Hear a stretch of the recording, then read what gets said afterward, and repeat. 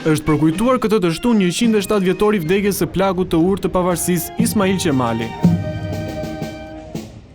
Në vari monumental janë zhvilluar homazhe ku të pranishëm ishin drejtues të lartëvendor, ministra, politikan e zyrtar të tjerë. Ata vendosën kurora me lule në nderim të veprës së themeluesit të shtetit shqiptar. Është njeriu që nuk bashkoi vetëm mendjet, por bashkoi edhe zemrat shqiptare, edhe krijoi pavarësinë në një moment shumë të vështirë për Shqipërinë dhe pa diskutim i dha emër edhe këtij qyteti.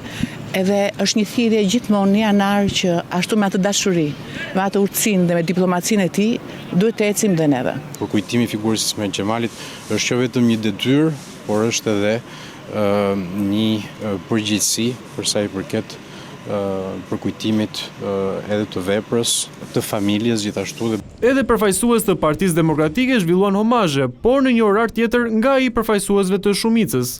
Ismail Qemal Vlora ka qenë, është dhe do të mbetet personaliteti i pa diskutueshëm i rilindjes kombëtare shqiptare, personaliteti më i lartë politik i kësaj rilindje, personalitet politik, shtetar i lartë që finalizoi të gjitha luftrat dhe përpjekjet e shqiptarëve për pavarësi.